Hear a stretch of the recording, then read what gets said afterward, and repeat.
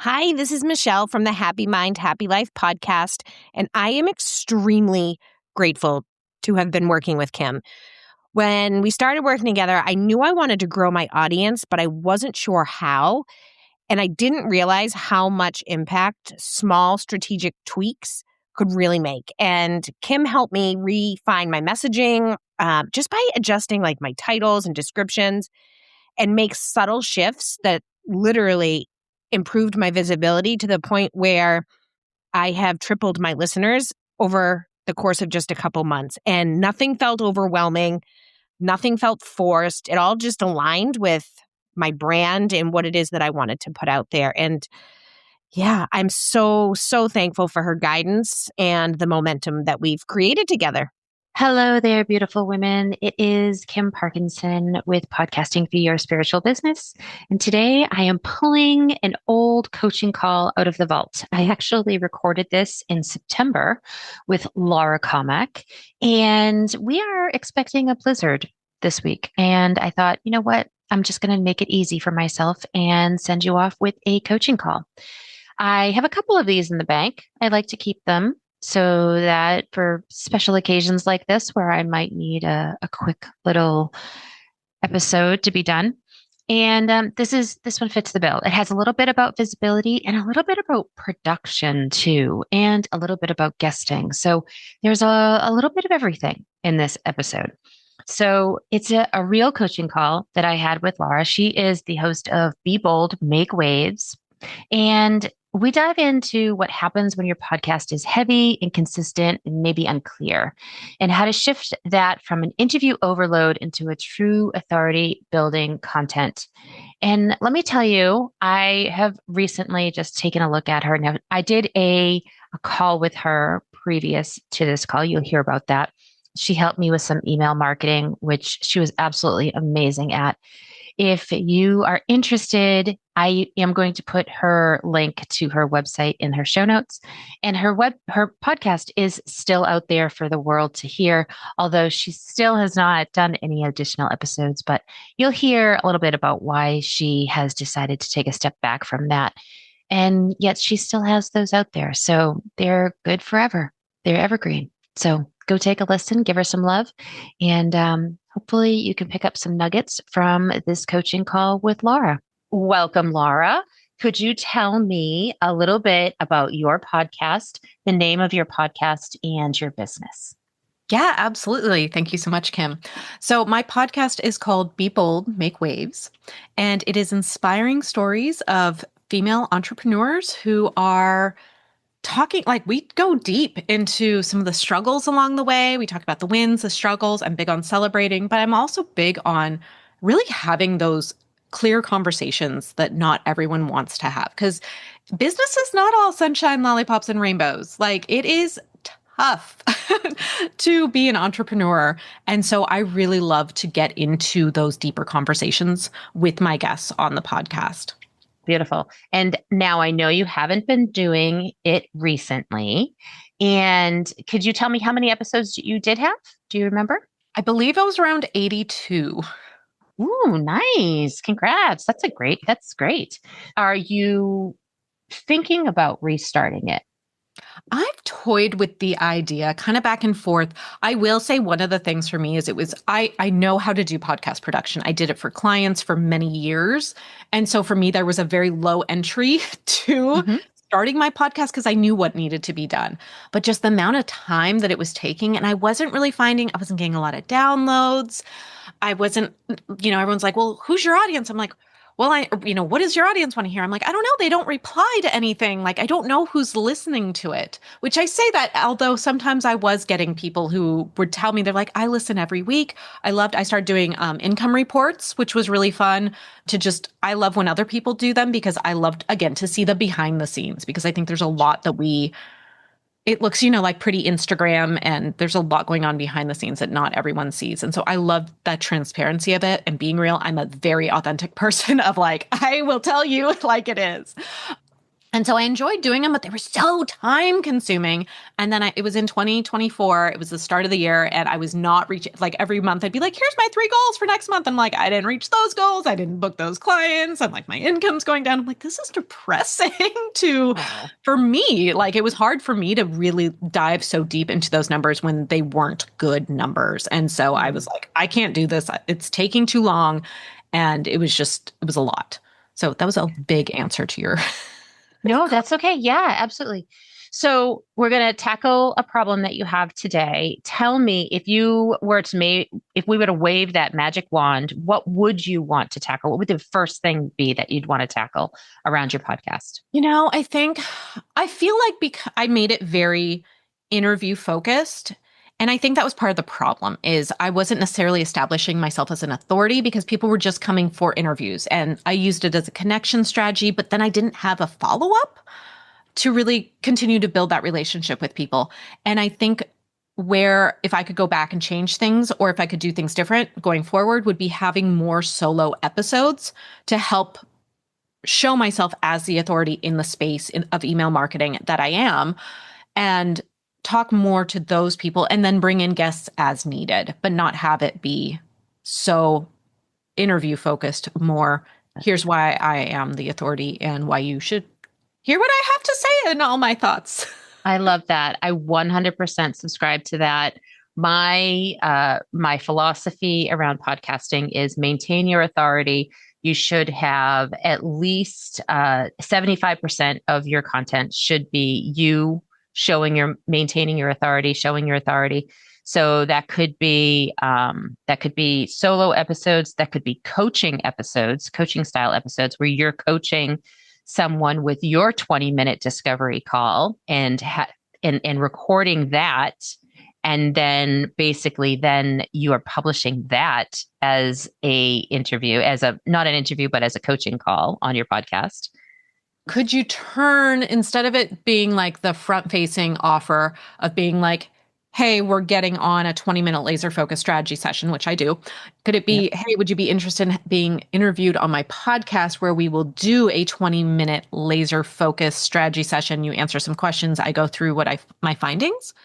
Yeah. We just had a laser-focused strategy session right before this call, and everything that we did could be a coaching call for your podcast, because that's exactly what this is. You filled out a form, I filled out a form, very similar information, or, specific to our niches here, our expertise, but same thing. And then, so I get on your 20-minute call and you're giving me actionable steps of what to do next. Now, usually when I do these coaching calls, exactly the same thing. I'm giving you actionable steps on what to do next.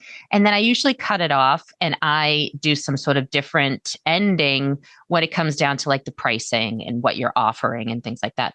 Unless you want to offer, and then, again, production. So you just kind of clip out that bit there, because pricing changes and you don't want somebody listening to it in 5 years from now and be like, hey, you said that offer was $447 in 2005. I don't know. Like, that's a long time ago, right? 20 years ago. But, you just want that information so that they can see how you work, right? So they are seeing how you coach people. This is a laser focused call, and we're going to look at your behind the scenes of your email. I've already done all the research. So why do it again, right? You've already done all of that. You did a fabulous presentation. And again, I know we're recording this, so if you haven't, you should go do one, because it was absolutely amazing, this call. And now I need to step up my calls because she had a beautiful presentation. But you've done that.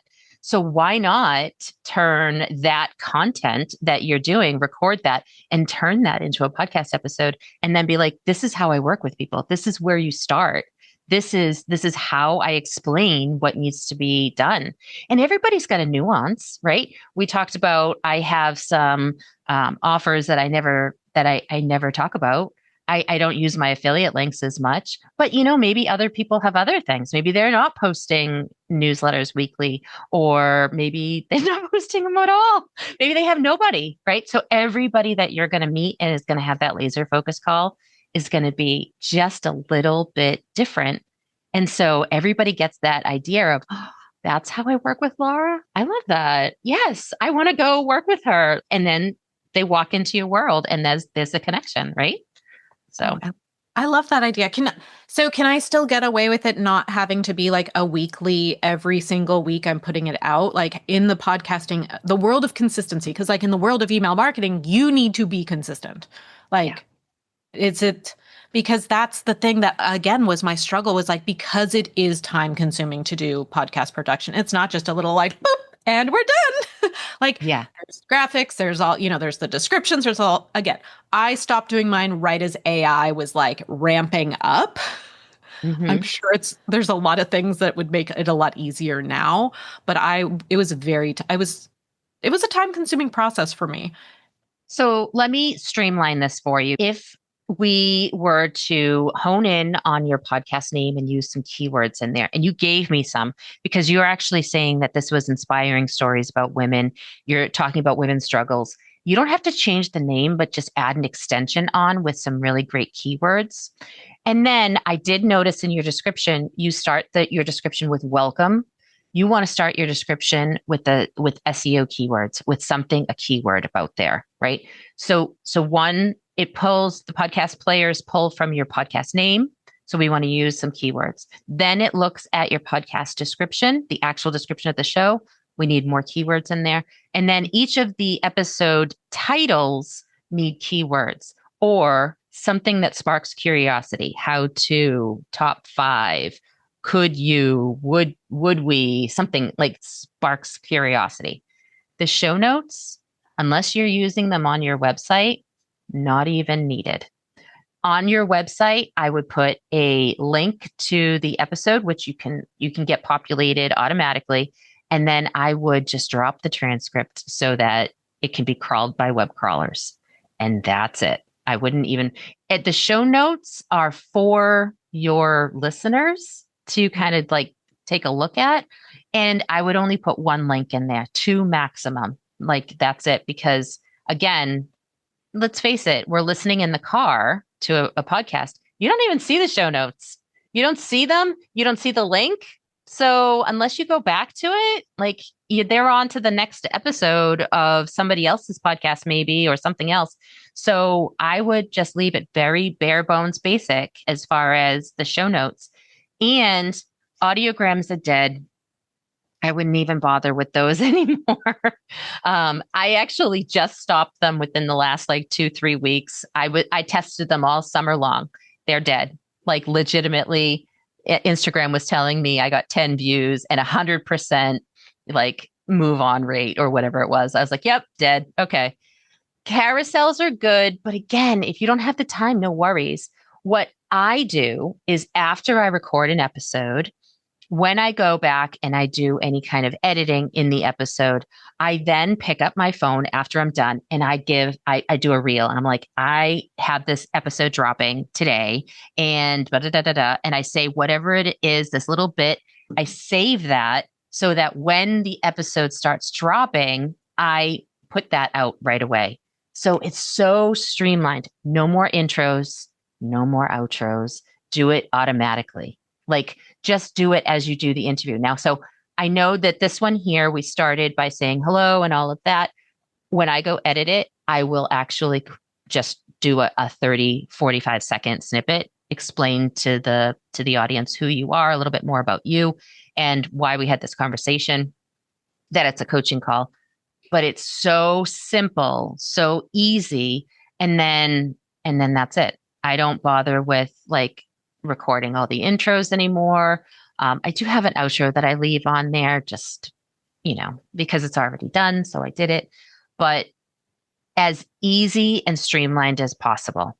And I would only post anything that you have to do about your podcast on your own personal Facebook page or your favorite social media, wherever that might be. and I would only post that video that you posted at the same time, and then maybe talk about it in your newsletter so that people can go. We're really focusing on the organic discoverability, which is those keywords. So what do you think?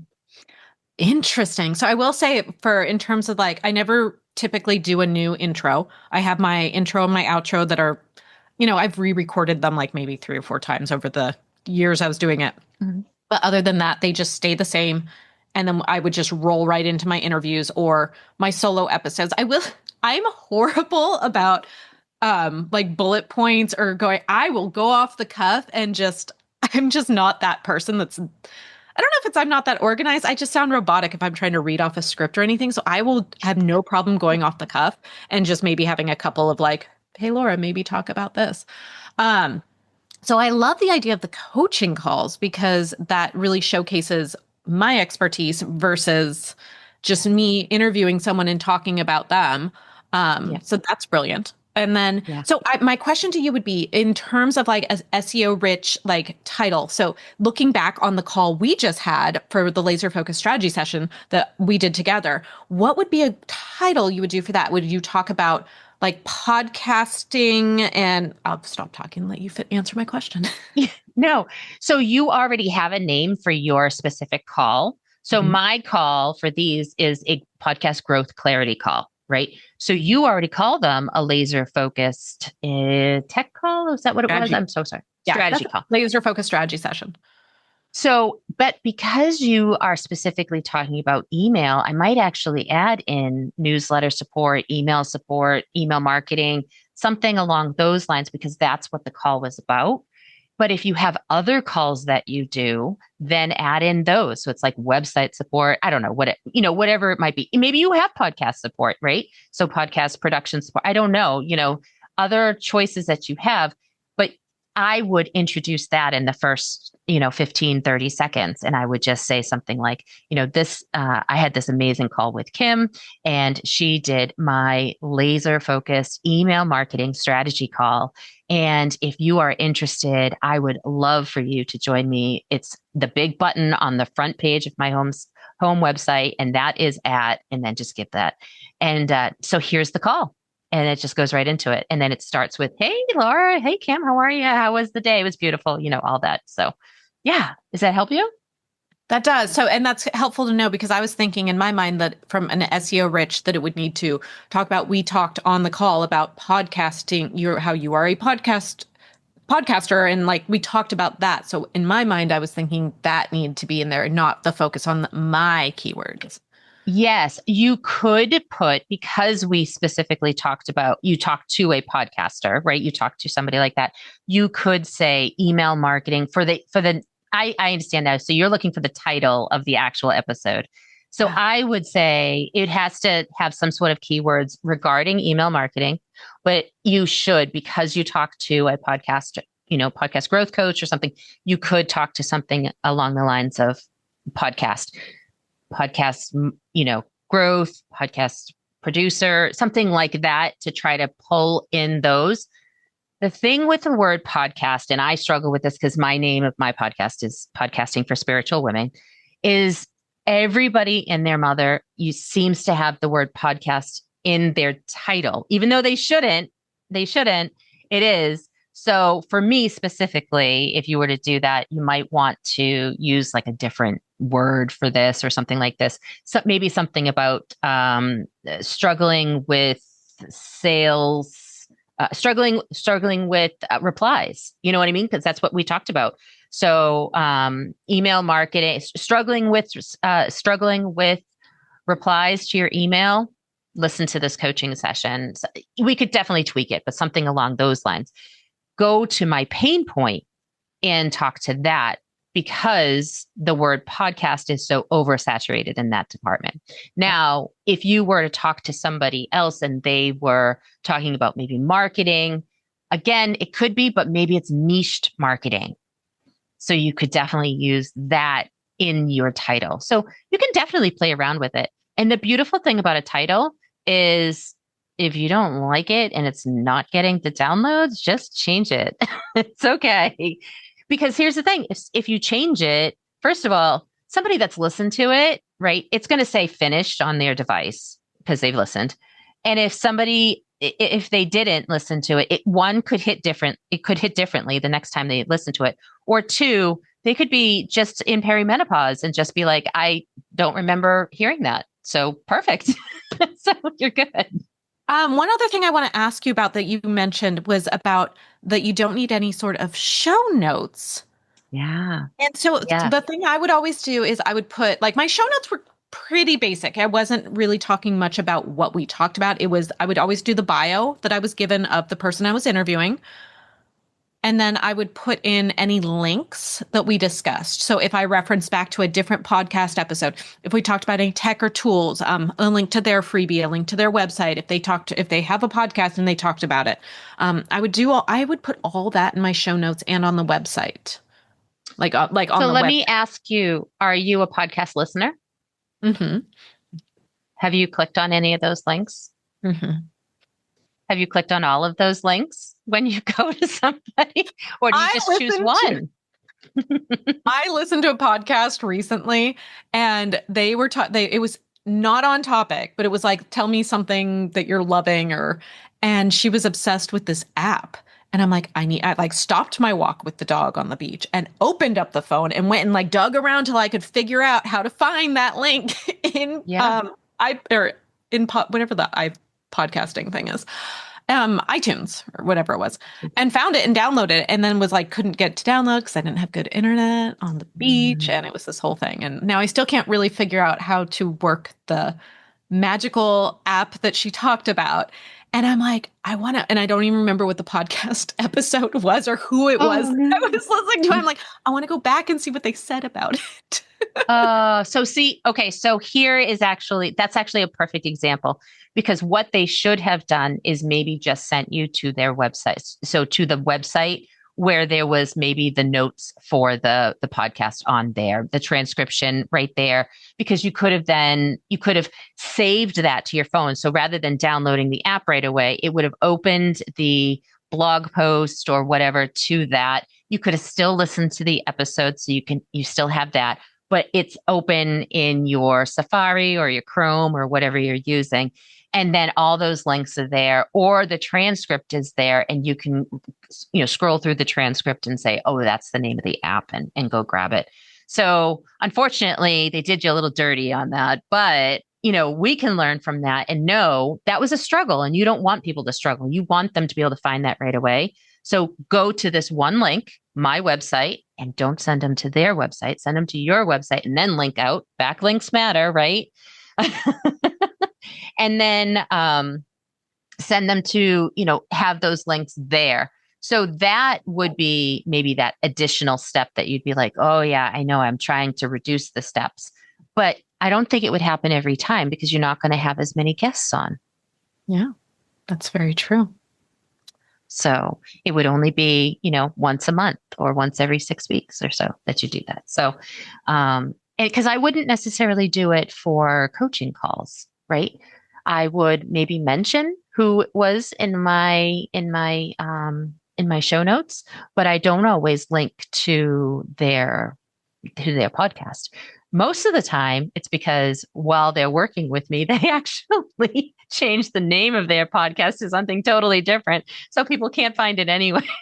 So I would have to be going back and changing that frequently in there. But if they go by the person's name, they'll find it too. So you mentioned adding some more keyword-rich things to my title. So Be Bold, Make Waves with email marketing. Yes. Email marketing strategies for email marketing would be amazing. I hate using the colon, but in this case, I do it. And don't even bother changing your cover art. Your cover art's pretty. I definitely think it's nice. The Be Bold is nice and bold. Make Waves is maybe harder to see because it's scripty. So maybe change that. But you know what? That is not something that I'm going to be picky about. I really want you to get the downloads first. And that is in the hosting. So are you using Buzzsprout? I feel like you are because you mentioned it. Okay. So just right there in the settings, just it be bold, make waves, colon or hyphen. I would use the hyphen because I like the hyphen. I feel colon is just very ChatGPT, but very AI. Yes. So hyphen and not the M dash either, just the hyphen. And then email strategies for women entrepreneurs. Oh my gosh, go add that right away. I feel like that would be it because that's what you're teaching. That's what you're showing people, right? And your specific people are women, right? If you do women over, I have one client and she only helps women over 50. So that's what we put in her podcast name for women over 50. You also mentioned something earlier I just wanted to briefly touch upon. I know we're over time for our call here, but I do want to just mention you've had a lot of interviews before and you didn't always connect with them. But if you were interested in doing a relaunch of your show, this would be a perfect time to have a connection party with all those people. Say, I'm relaunching my show. I hadn't been doing them for almost a full year now, right?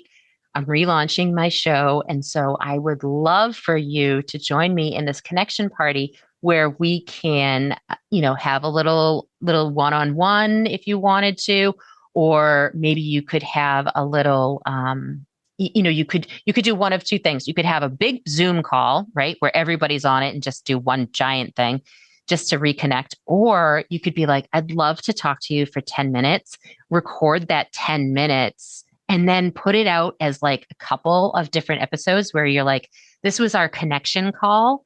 And, episode 78 was with Renee, and Renee has this to say. Her and I connected recently, and this is what she's up to now. I mean, like, how brilliant would that be to have that little, and you're getting the connection because you've already done it, and you're getting another episode or two out of it, and then more love to the original episode. So that's interesting. I thought you were going to go a different direction with this. I thought you were going to say I could reach out to those past people and offer them to come back on the show and get a live coaching 20-minute laser focused email strategy. You could do that too. Yeah. You could give them the option. You could absolutely give them the option. If you feel like they would be an ideal client for you, offer them the coaching laser focused, because then that could easily turn into a client, right? Or if you feel like, you know what, I didn't really love that conversation with them, which it happens. Absolutely. I didn't really love that conversation, but I would love to do something and give that attention. Then just tell them that you're relaunching and you would love to have a 10-minute call and find out where they are now to just give that particular episode a little bit more love. And I would batch those. I would do maybe 3 of them. And when you get 3, put them all together and then do the intro. Basically, I reconnected with these 3 people. Their episodes are I'm going to just throw out numbers, 32, 44, and 78.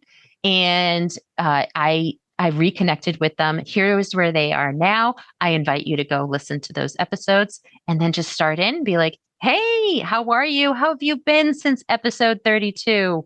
I know it's been a while since we've connected, and just have that little, what are you doing now? I think that'd be an amazing little conversation. Easy podcast episode because you could put all 3 of them.